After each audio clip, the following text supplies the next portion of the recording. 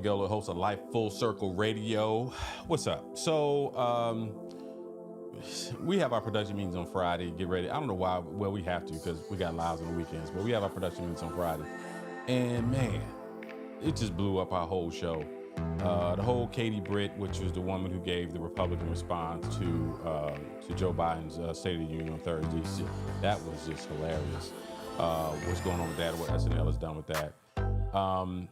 We also, what else is going on? It's just too much nonsense that's just going on. What else did we say? Anyway, I'm just ready to get into the show. We later. All right, as we mentioned always, go check us out. We are now live. You can see us right there. You can't see my mouse because I got the mouse turned off. Right there in that little corner where it says live. If you go to our YouTube page, you can check us out. Check us out on Instagram. Check us out on Facebook. The book.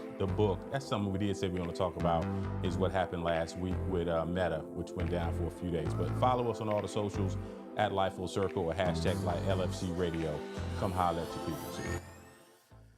All right. What's up with the bright red lip gloss today? You all brightened and I had a gift card to Ulta that was about to expire. This is what you get. You get impulse buys when you're like, I got this $50. It's going to expire tomorrow. What can I get right now? Because I won't be back in this Ulta anytime soon. But I actually like it. It's a different look. Yeah. I tried that lip plumper stuff by NYX Cosmetics that was on the Super Bowl commercial, the one that everybody was putting on their private parts to make their private parts bigger, and that was the commercial. That's what this is on my mouth. And by the way, it doesn't make your lips bigger. It just makes your lips burn really bad, and that's supposed to make it feel like they're bigger. You can't even find your little sound thing, so I don't even know why you're... For people who are not in a hole understand what I'm talking about. You took me to a whole lot of places in that little bit of diatribe. All right, let's roll. Let's roll. So, anyway, it's been a week. So last week, we had the Thursday, we had the State of the Union, and then we had this chick, Senator Katie Britt, from, I believe she's from Alabama, gave this return. And it's so crazy. It came on, and I was like, oh, this is the person they're going to have to do the response. Interesting. And I knew what they're doing. They're trying to reach out, because here's what they feel. They feel like, okay, they got to get women in order to win this election. That's, that was how they planned to do it. Creepy Katie. Suburban women is how they're going to try to call themselves trying to win this election, right? Because they forget about it. And getting black women, they losing I won't say they're losing Hispanics. There's still a decent amount of Hispanic folk who are still going to vote for them, depending on, especially Cubans. But when I look at this thing, I say, here's this woman, and it's so funny is they don't understand how when you put people up there who smile a lot and say somewhat wicked things, we all think about horror flicks. It just kind of felt like, it was just weird. It felt like every woman from every Stepmother is Evil movie, or My Stepsister's Trying to Kill Me movie, right, or Get Out. It was that. But let's just back up a little bit. So Joe Biden gave a State of the Union, and a lot of people are saying he actually exceeded expectations. Roughly 3 in 10 Americans say President Joe Biden's outperformed the expectations at third day State of the Union address. Now, don't get me wrong. The bar was in hell. So it's not like he had a real high, like a bar to meet compared to his presidency. Uh-huh. He is a geezer. He is an old man. He is doing the best he can. He is doing the best he can to not mess up. Joe Biden is as president, he's doing a pretty good job. As a person who's supposed to be president, and the way he's presenting himself, he's old. So yeah, he's old. I mean, literally. He's not going to come off as Bill Clinton when Bill Clinton came into office. He was probably in his 50s. Yeah, and don't get me wrong. I truly think that Joe Biden should be in front of somebody's VFW playing checkers, or in front of somebody's Cracker Barrel playing checkers in a rocking chair, asking when the grandkids coming over. Like that should be where he's at. But he did an okay job, even with the outlandish antics that were taking place. I mean, we have Marjorie Taylor Greene, who's dressed up like a stripper at a Trump rally. When Biden saw. Oh, okay. Because what was he supposed to say to that, though? That's like walking into your wedding and you're walking down the aisle and somebody's wearing all white. You're like, oh, okay. Marjorie Taylor Greene and the Republicans really and truly played themselves last Thursday. He said he was waiting for them to. I know, he was sitting on ready. He was sitting on ready. Every time he said something, it was like they started. Oh, does that mean you don't want? Oh, okay. So you don't want the immigration bill? Okay. He literally was reacting like he was at a Bravo Real Housewives reunion, like he had practiced in the mirror, like he was waiting on Andy to ask him a question so he could be like, well, let me tell you about this because she did this that one time, and that's how it came off. Very sassy. Very because sassy. and that's exactly what it was supposed to be. They played themselves by presenting themselves the way that they, he queued it up because you talk about the immigration bill right now. Everyone is talking about that. That is something that really has a lot of things that Republicans really wanted.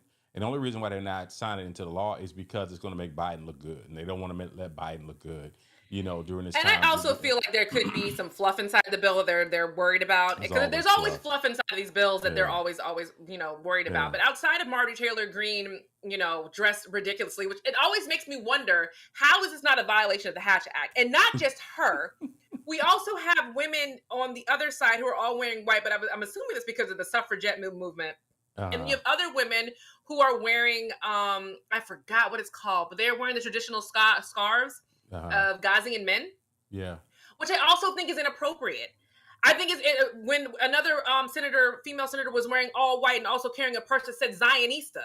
Like, y'all in here wilding for no reason. I feel like it should go back to a dress code of either you're wearing black, navy, or dark gray, skirt or pantsuit. That's it. Don't bring your garbage into the state house. Man, all bets are off. All decency, all that stuff is done.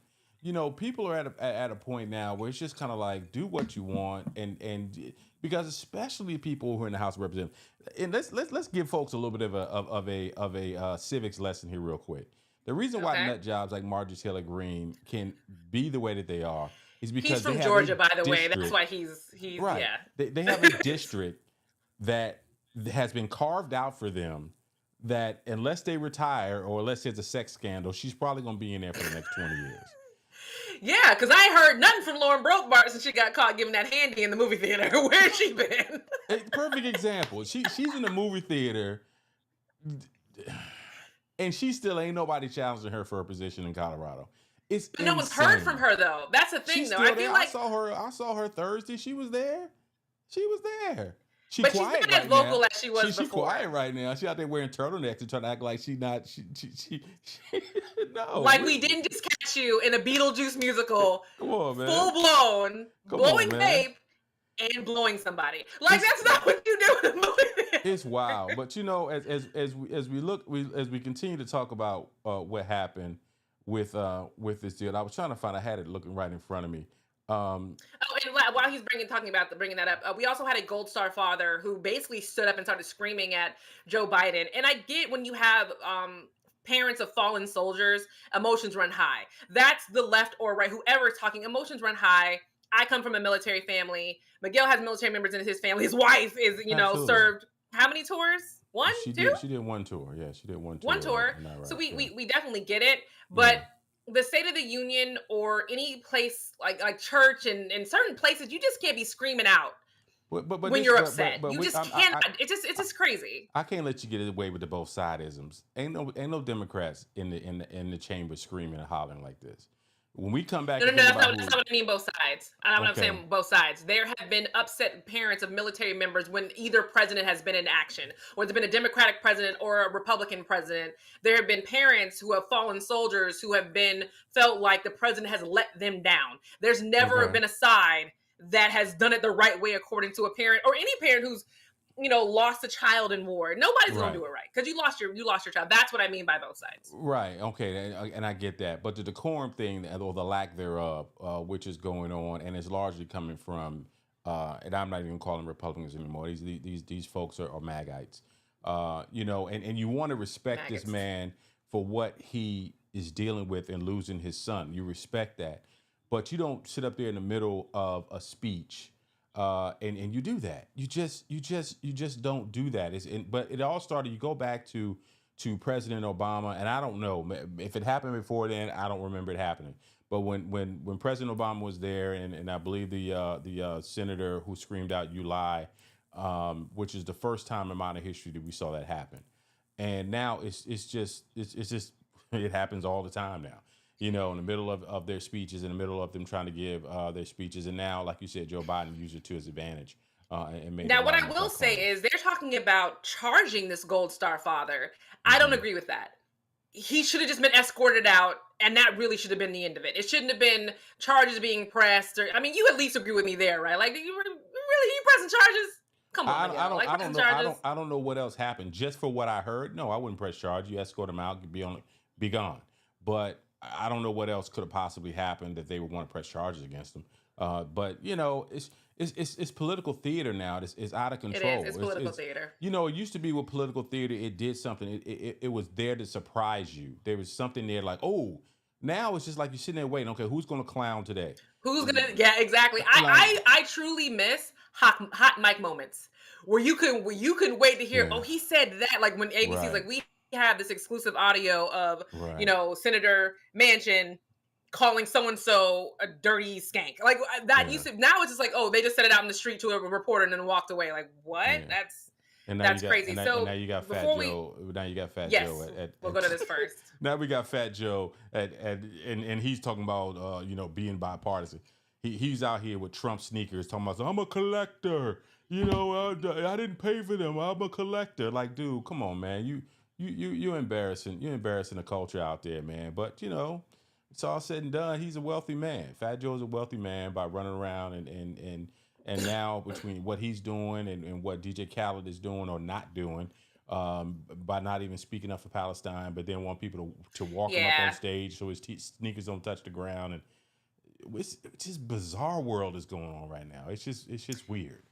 And it only gets bizarre because after the State of the Union address, there's always the person from the opposite side, in this case, a Republican, who gives the response from the Republican Party. Yeah. And for some godforsaken reason, the Republican Party chose Katie Britt, an unknown and now infamous senator from Alabama. And Miguel started off saying, because we just wanted to rewind back, Miguel started off by saying that, they want to appeal to women. They want to appeal to the stay-at-home suburban mom. I am a stay-at-home, technically I am, stay-at-home suburban mom. I was supposed to be kind of the woman she's appealing to, or my neighbors at least who are white. Yeah. She was supposed to appeal to us. Instead, she freaked everybody out. I've never seen Republicans, Democrats both come along and be like, I don't know what she was talking about. Like, I'm very afraid. Give your comments, Miguel. Like it was a lot. Because when it came on, it was on in the background. I was like, oh.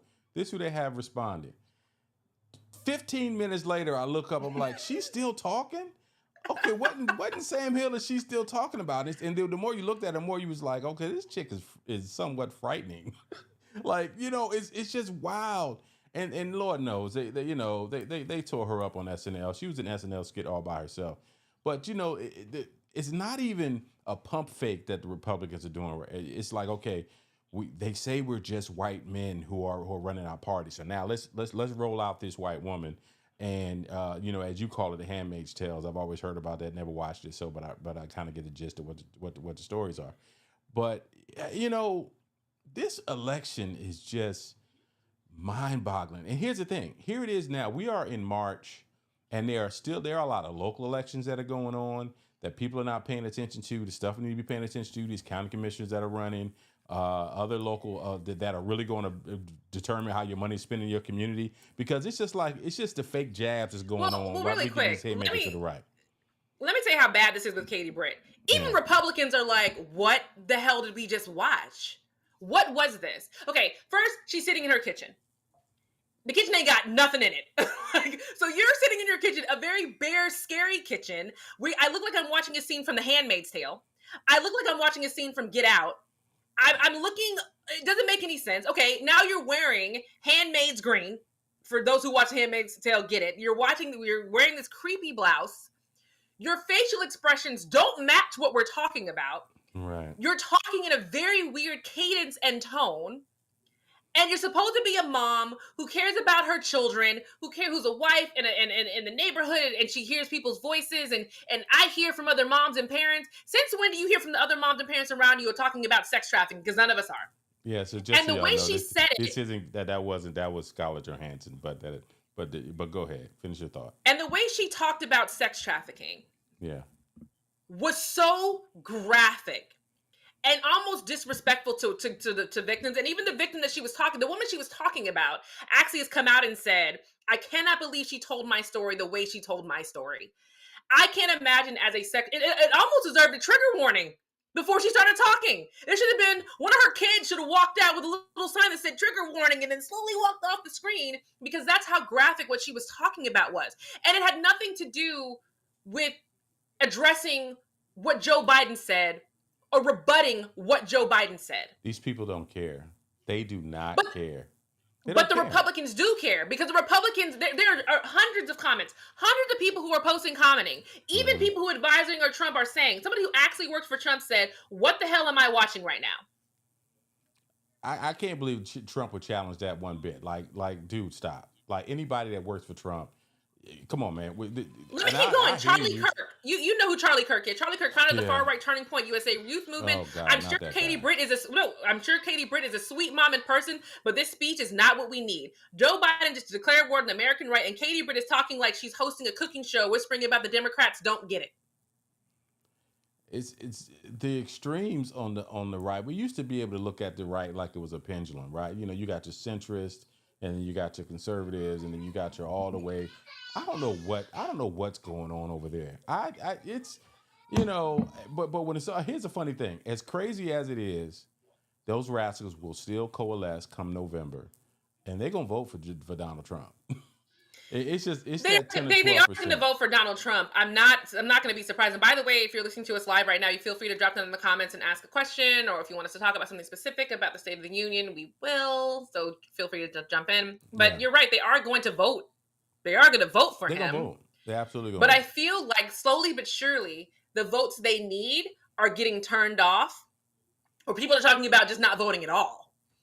Which I don't know what's worse. It's dangerous. You know, it's dangerous not to vote, and this is one of the most dangerous elections to sit out.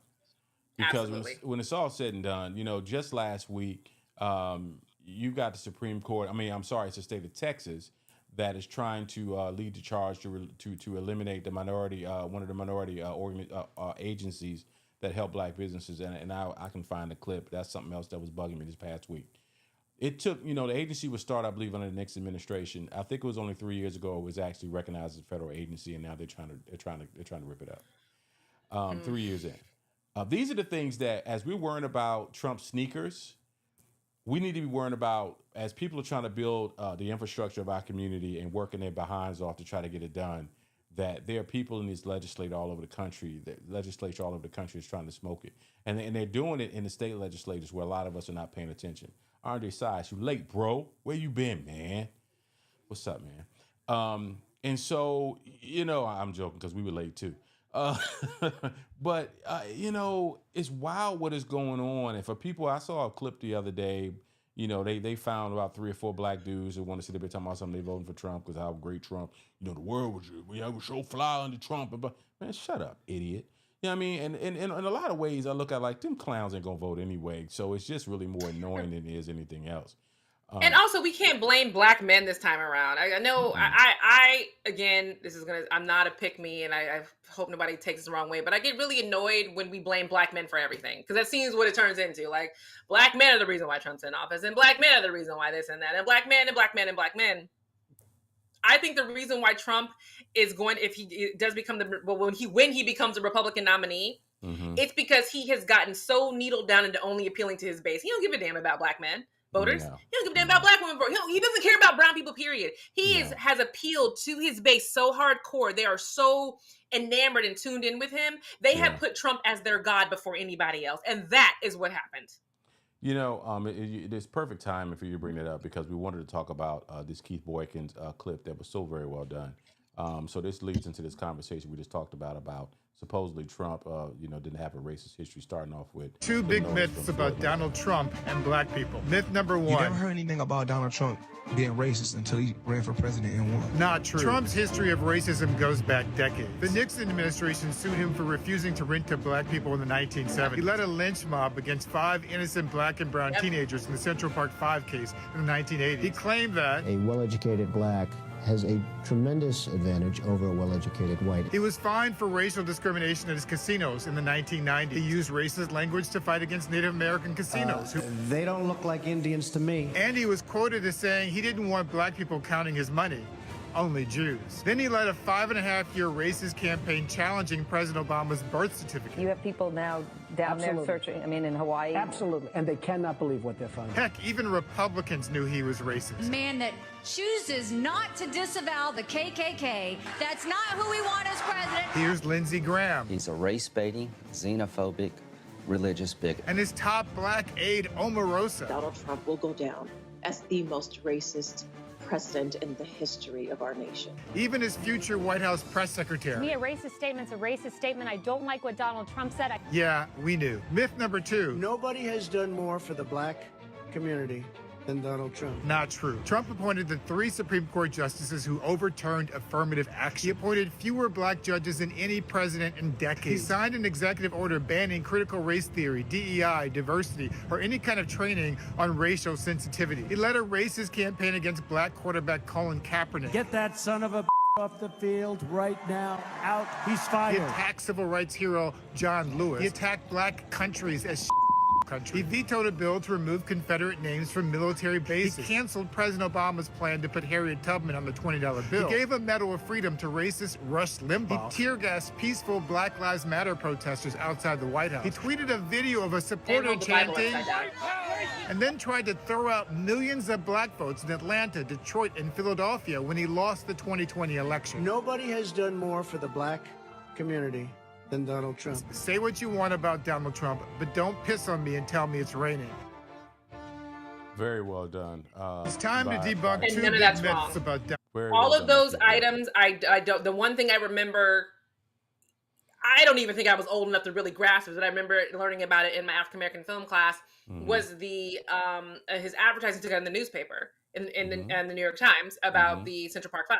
It wasn't like he just did this one little tiny article and made a quote. No, he took it a full page ad. Full page ad has never against it. And he apologized for it. Never apologized. It's never been mentioned. Nope. It's weird how these really serious racist things, and then again, me and Miguel knew about him not wanting to rent to black people. So these things everything is accurate. No, it's you know, all and everything. We can go on all day about it. Everything is accurate to the point that some of the people that like Lindsey Graham and the blonde chick who used to work as his press secretary and all these people who talked all this crap while he was running against him, but once he became president, they all kowtowed to him. And Especially Nikki Haley. Nikki Haley hated him. You know, And say then what that you want to say. The only way I would lose respect for Nikki Haley right now if she decided to accept the VP nomination. I hope that is not on her radar. I'm sure it is. But she's so far away from. She feel like she's committed. It breaks so far my away heart. You know how I feel about Nikki Haley. You know, between her and old boy who ran with Mitt Romney, whose name I can't think of right now because I'm exhausted. Paul Ryan. Between Paul Ryan and Nikki Haley, those are my loves. Those are my loves. Yeah, I you're love McGreen. it. And for her to be where she is now, it's just like I say all the time, you toss away all your political capital.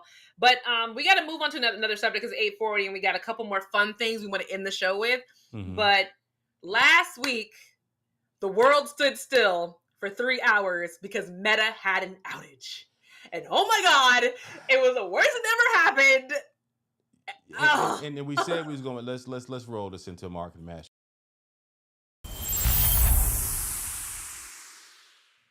We're gonna have fun with it, but we're gonna talk a little business right now because, as you mentioned, I think it was Wednesday, Thursday last week. We woke up and could not get to Facebook, could not get to Instagram, went to Twitter. It was down. And it was down. And everybody, and listen, a lot of people thought they were hacked because that's what happens when you get hacked by, and this is part of the marketing matter, just life tip. Yeah. If you get hacked on your Facebook account, you get kicked out of the account. So now you're just trying to get back in, and you can't. Yeah. And I was one of those people who thought I had been hacked or Facebook was doing some weird update and it kicked me out. So I'm trying to reset my password and do all these things. I'm panicking because I'm a Facebook advertising analyst. And for those who don't know what that means is when people don't want to do their own Facebook ads, they come to somebody like me or they go to somebody like Miguel to do the strategy and me to do the implementation. Yep. And I have to be in Facebook all day long to manage these accounts and manage these campaigns. Yep. So when it went out, I was freaked out. Like I could not believe it. I for some reason called my mom. Like it's so weird. But then I went on Twitter and found out. I call Blanche a lot for stupid stuff, but I went on Twitter and everybody's like, I don't have my Facebook. I can't ask my Facebook. I don't know what to do. It was pandemonium, and it was down for 3 hours. And here's the funny thing: you say that like that was an eternity, and to some of us who live and work on these social mediums like we do, which is a lot of the world, it was a long time. And in the last 2 weeks, we've had AT&T go down for half a day, and we've had Meta go down for 3 or 4 hours. It's almost like whoever's out here, they're trolling us and they're getting us ready right now for the ways that we're so connected. We're so connected digitally that it's scary what could possibly happen. You know, even down to the vote that's coming up in 8 months, right? So when you talk about us building our communities, and you talk about how important it is, we have to understand that it's important to build these communities away from these social mediums. The people who are having the greatest success. There's no way right to now, do that. There's a lot of successful people that build them in their email database in ways that they can connect to them directly. Because when it's all said and done, you hear these stories about people losing their whole. I've built a 50,000 person following on Facebook, and then Facebook just demonetized us. I saw the young lady who did the divorce. Who did I marry? She got signed by CAA. CAA. She got a huge. Not exactly sure why she was signed by CAA, sure. But then what I also heard, I think Isaac Hayes may have posted it, that they demonetized her. So she got 50 million views or more, and then all of a sudden they said, "Okay, you're making too much money. We're just not going to give you the money. We're going to demonetize your page." This stuff is it's a lot of people depending on folks who have a lot of control over. And as a side note to this this mastery tip, if you're on TikTok, you better have. If you are a TikTok star or influencer, you better have a backup plan. Because that is one thing that Biden brought up in the State of the Union, getting rid of TikTok. And as someone who I hate TikTok. I think TikTok is a black hole of bullshit. So I'm not a fan of TikTok. So if you better have a backup plan, because they're talking about getting rid of it. Well, and the only reason why that is a popular conversation to have is because TikTok is owned by someone in Asia. They say it's China, but the guy who went before Congress, I want to say he's from Singapore. And so it could be owned by China and it could be who knows. But the point is, that's the reason why it's so attractive. It's not attractive to shut down Facebook because Mark Zuckerberg is an American. It's not. And then you got Elon Musk, who's he's not really an American. What is he? He's South African, right? Oh, I forgot he was South African. Yeah, he's South African. He's weird. He's just weird. Yeah, but he's got 4,000 satellites up in the sky, and so. But I also, and this is maybe, and people can drop in the comments and let me know, I think that TikTok is just not healthy. Of all the social media platforms we have, TikTok is probably the worst. Think about, there was a recent prank. Which city is getting the new stadium where the guys put it all over TikTok of them destroying the new stadium or trashing the new construction of the stadium? Yeah, there was 5 guys, kids, who trashed the construction site of a new stadium and put it on TikTok. Put all over TikTok. We see the worst trends happening on TikTok. Like, people are trying to do it. And when you ask them, like, why would you think this was a thing? Oh, I saw somebody else doing it on TikTok, so I wanted to do it myself. Like, I just don't think TikTok is a healthy platform for anybody, especially young people. I think it's all very marginal how healthy it is. It really is. It's these social mediums have our attention to our detriment in a lot of ways, and so we got to figure out how to continue to make it work. Hey, what's up to everybody out there? We got a lot of folks following us watching us on Twitter today, so that's all good. We appreciate y'all hanging out with us, and make sure you guys come hang out with us. Kevin Jones, what's up, man? Let me see what Kevin is saying. I don't post much on TikTok, but enjoy the videos. Now, Kevin, is a senior level executive. He's been in the game a long time. It's appealing to different age groups now. Is getting to that point, and so it's interesting to see how it always comes where we're kind of chasing the young people, because we was chasing now. I can't get my kids on Facebook at all. We're on IG now. They run over TikTok, and now we're right behind them. Who knows what's going to be coming next? I am not behind them for TikTok. I'm good. Omar and my husband Omar, who is around Miguel age, my husband's older than me. Yeah. He likes TikTok. I have watched this man sit there. Our kids could be about to play with glass and throw knives at each other, and because he is in his TikTok, he is scrolling. That, and he enjoys it. Never posts. He just like scrolling through stuff. Yeah. I just And Ew, it's I'm interesting. an Instagram person. It's interesting with TikTok. They actually are asking people to make longer content now because of that. You know, a lot of folks are getting into TikTok and they do a lot of very short content. That's their claim to fame. Going back to my video and actually most of my appeal was been on Instagram. People not reading it, commenting. But anyway, I digress. But social media. The point is, guys, if you are in the social media influencer game, you have a business, all of this stuff, we're all creating content. We're all maximizing this stuff. Continue to work on pulling those people off of those social mediums, because when it's all said and done, if Meta or if TikTok or if X decides, okay, I'm just going to snatch it and you no longer have access to these people, they can do that with a push of a button. And so, so that's something. All right, let's move on. Before we get up out of here. It's fun stuff. We get in with fun stuff. We have all these people watching. Let's end with some fun. Like we're fun. Should I go with? Okay. Can I pick what the thing that made you laugh so hard that you made me watch 11 times? The guy whose veneers was one big mouth guard. Can you bring that video up, please? Hold on. This guy on Instagram went to somebody for veneers.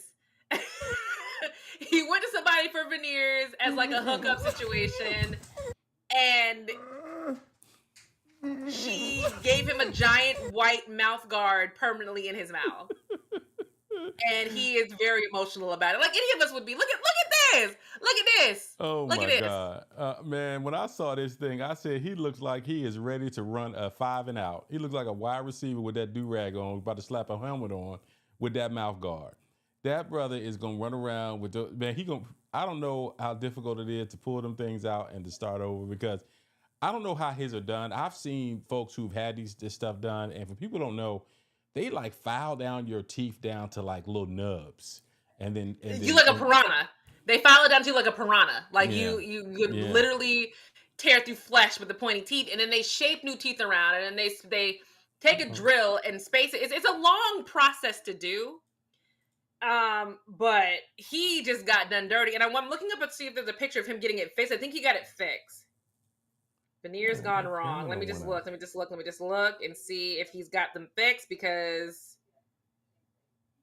no, it doesn't look I haven't seen it yet, but as soon as it pops up, we'll post it. But this is not the first time we've seen somebody get on social media getting discount dental work. There's certain things you can't get discount on. Your boobs, your BBL, and your mouth. Because all these things are people see straight ahead, or even your nose, like plastic surgery. It's not something you can just get a discount on to go to somebody's basement. That's a weird thing to do.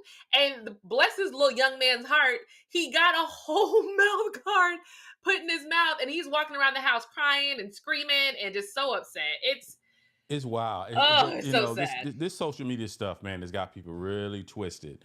Really got folks twisted right now, and God bless them, but I will be laughing at this thing for it's the sound effects. It's the But Miguel, if that was you, you'd be crying the same way. If that was you, if someone put a mouth guard, if someone put a giant chiclet in your mouth. First of all, God gave me these teeth. God gave me this gray hair, this gray patch in my head. I am like, it is what it is. I'm aging gracefully, and it is folks who chasing what ain't there, man. Just be yourself. That's my joint coming out of this. All right. So here's the thing, though. The lady who did the veneers, she has reached out to this young man to take his post down.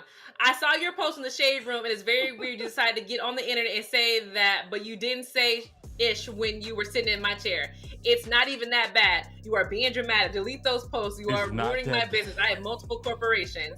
He's like, Miss Vernisha, with all due respect, B-word, you know you played in my mouth. I didn't say anything when I got out the chair because I was honestly in disbelief. I'm not deleting anything. I had to come out of pocket to get my teeth fixed because you didn't know what you were doing. No, I'm not even going to tag you. I didn't even tag you. Why are you offering services that you don't know how to do? Like, I can't talk, eat properly, and you're out of your mind. And then she blocked him. This mess is crazy, man.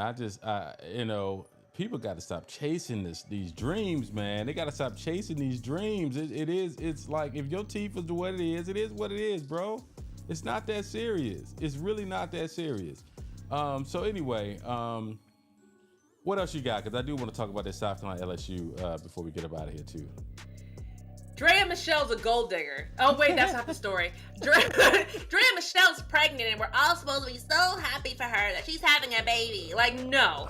Drea Michelle, who's a former Love and Hip Hop star, is having a baby. She's 39 and having a baby with a 22-year-old boy. I know we're supposed to say man because he's 22. He's a grown man. He makes his own decisions. No. My nanny is 22 years old. I wouldn't let her make no serious decisions. Not Nan. Outside of her being able to watch the kids in my house. Yeah. Also, Drea's oldest child is also 21 going on 22. It's very weird. She posted her pregnancy announcement on International Women's Day. Like, we were all supposed to buy her commenting BS about, I can't believe this body was able to make babies 20 years apart. That just shows how our bodies are so strong and so wonderful. No, you gold digging backwoods B word. You're a gold digger. There is no positive to this. Yeah, so hey, for 39, she can run out. She's showing she can run out there and hang with them youngins, right? So she's got a child by Orlando Scandrick, who used to play for the Dallas Cowboys. And so I don't know if this is her third child, because you can say she got the 22-year-old. This is her third child, which is the same age as the dude she's about to have a baby with. I'm like, how does that conversation go? As you're the son, you walk up to congratulations, bruh, you got my mom pregnant. Imagine your child's baby's mother is only 4 or 5 years younger than you. Imagine that.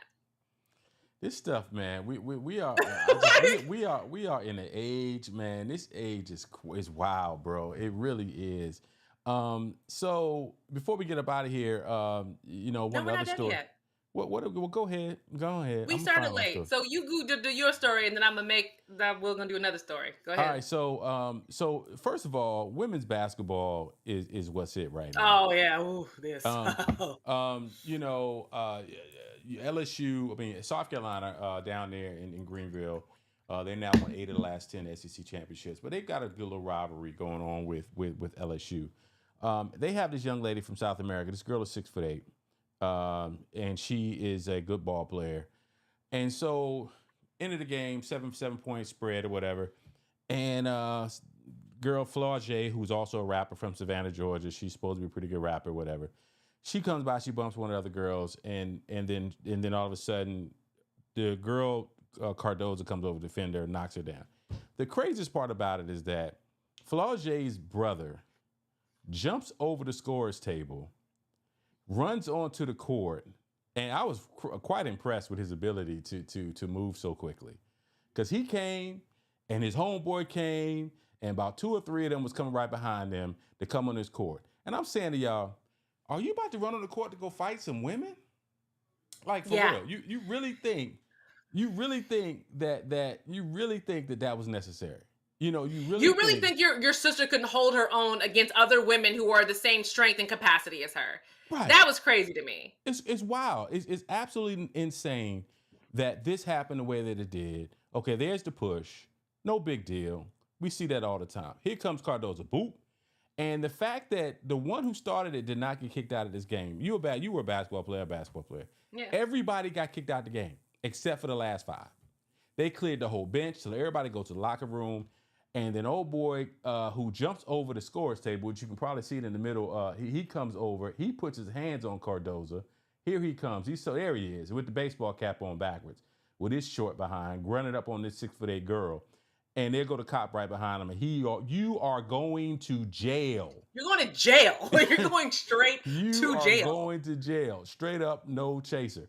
And I'm like, bruh, what? And then if you see in that corner over there, because once he jumped over, there he comes, boom. The guy in the red shirt is coming. They snatched his behind up real quick.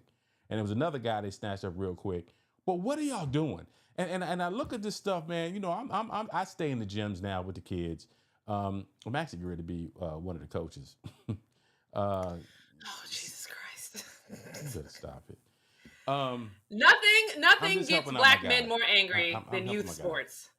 I don't understand why cats get so mad. And don't get me wrong, I'm not a saint. If I hear a bad call of the game, I'm gonna let the referees know. But it's not gonna be something I'm gonna be run up on ready to fight him. No, this clown jumps over the scorer's table and runs up on a girl. Like, what are you gonna do? Help me to understand what your plan was. I'm not even worrying about the jump running up on the girl because I could see if they were jumping her and like her whole team wasn't there and she was getting jumped and you run up on your sister to help your sister fine.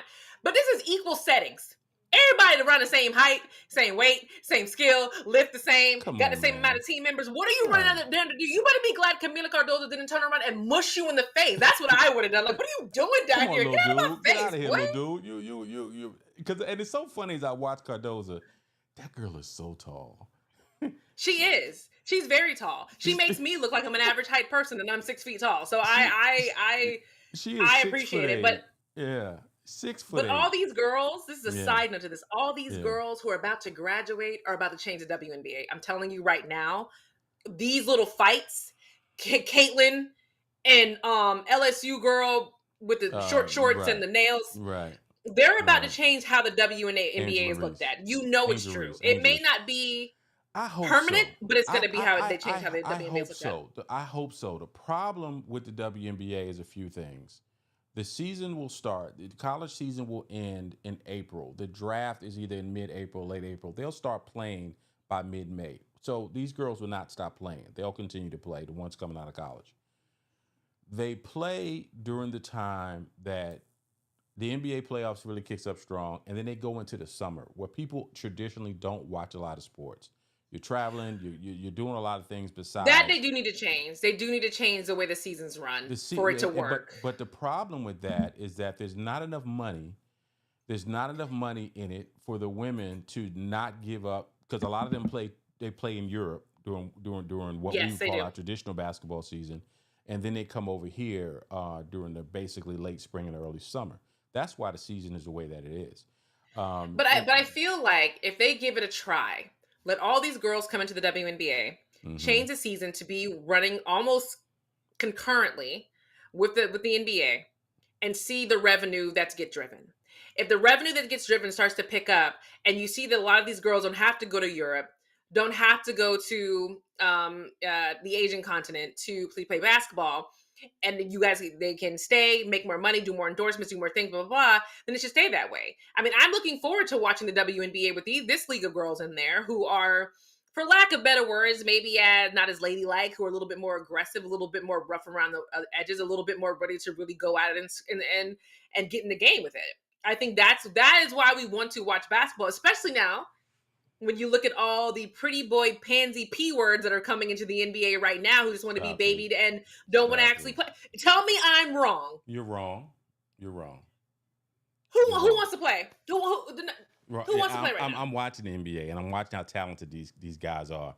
And I'm. But they don't want to actually get down there and play. They want to shoot from the free throw line. They don't want to actually really get into it. They don't. Oh, you're such a weirdo.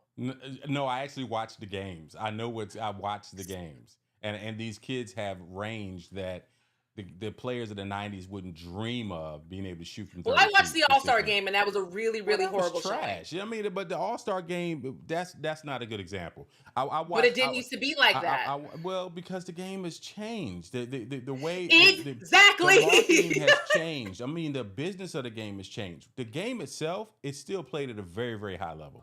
You had AD the other night, had 25 points, 25 rebounds, and 7 steals as a 4. The game, so that's a different conversation. But the point is, with these women, I'm looking forward to it. Caitlin Clark, I want to see if she's going to be that good when she gets into the league. She will be. She will be that good. She's a good shooter. I think she will be that good. We'll see. We'll see. It's going to be fun. All right, let me see. And then the last thing we wanted to do to wrap it up, ladies and gentlemen, finally convinced Miguel Lloyd to tune in to watch Mea Culpa. I got a late night text from him and his wife. It was a 3-way text message. I think it was like 11:45 and I was asleep. I can't believe you convinced me to watch Mea Culpa. And now, ladies and gentlemen, please tell us your thoughts about Mea Culpa. Miguel, I gotta hear it. Gotta have it. Oh, Jesus. Mea Culpa, you told me to do, you said, get your drink and be prepared to scream at the TV, and I was. And Lord knows, I changed out my camera. I don't know why it's overheating today. I hope it don't cut me off. But, it's wild, man, when I watch this thing, and the storyline was it got predictable. The ending got predictable about 30 minutes to, I was like, they're not going to flip it where they're going to be, these folks are going to be the villain, right? It wasn't even, and then the whole scene with running into the chick over in the Dominican Republic, who just happened to be a maid over there at the resort where she just randomly was staying. They didn't have no conversation. And then it ended up feeling like the end of Get Out. And I swear, the point when I was screaming at the TV was when she kept getting into that doggone, my camera just went out again. Can you still hear me? I can still hear you. Keep going. You're good. Yeah, Keep going. yeah. And so the part where his camera just cut off. Yo, keep going. Yo, I can hear you. We can still hear you. Go ahead. Finish. I'm gonna get the camera cut. I already watched it. I already knew the movie was garbage. The part that Miguel is talking about is when Kelly Rowland was getting on the elevator in the scene, and she needed him to start the elevator and press the button. Send the elevator. You better send the elevator. It was a stupid scene. There was multiple stupid scenes in this movie. So Miguel comes back. We will list out some stupid scenes and see if he agrees with me. And let me know if that's true. And again, if you watch Mea Culpa, please drop it in the comments and let me know if you. Okay, so you're back. Let's just start with the scenes to see if we agree that they were stupid. Number one. Mm-hmm. The brother's running for mayor.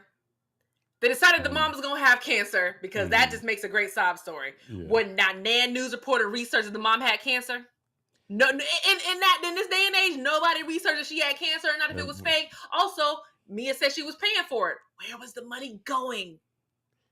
No. And then the whole thing with her and private investigator giving her bad information. Which turned her into, I'm gonna go ahead and get my get back. I'm gonna go ahead and go ahead and do what I've been wanting.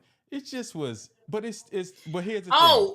The other unrealistic scene. Yeah. On what planet in the history of Black people or white people, Hispanic people, even Asians, do you allow your husband to go sit next to the girl that his mama like and relegate you to the other end of the table? No way in hell. No way, no sister in the world is gonna take that smoke. And then the whole thing, the one that had us almost screaming, did have us screaming, that had me fall out of bed. When she got in the elevator, she was mad, and she got out the elevator. I said, she better not go back in that damn elevator and tell him to sit in that elevator down. If you don't take your behind down those stairs. It did what it was supposed to do. It had us screaming at the TV. It's the first Tyler Perry. I can't remember the last Tyler Perry movie I watched. I think the last one was the Jazz. Fall from Grace. I've never seen that. Oh, I don't think I've ever seen Fall from Grace. If I have, I don't remember. I don't remember a lot about Tyler Perry movies. So last thing, do you think Tyler Perry should just move over to getting into erotic film? Because that seems to be, it's limited scripts. He's good at sex scenes. The scene with Kelly Rowland and dude was very erotic, all that. And then, we recently got BET Plus because of Churchill. And my wife has found All the King's Men. All the Queen's Men. And that is nothing but borderline soft porn. I was like, you got to be kidding me. I'm like, okay, Tyler Perry, like you said earlier before the show, what happened to all your Christian content, Tyler Perry? You done went totally like, okay. This is what they want. Because it's one thing to have a sex scene in a movie. It's a whole other thing just to be producing porn with a script built around it. That's what it is. Like it's wild, man. Another thing you said before I saw the movie, I said, and he continues to have this formula. He makes men look so weak in his movies. Oh my God! He's emasculating brothers so crazy in these movies, man. And I guess because the audience is primarily women. Even with this All the King's Men thing, every time I walk in, my wife watching it, it's some woman punking some dude, and these stripper dudes, they all buffed and strong looking, and they sit up there all in their face like, you ain't gonna do that. I'm like, yo, this is crazy.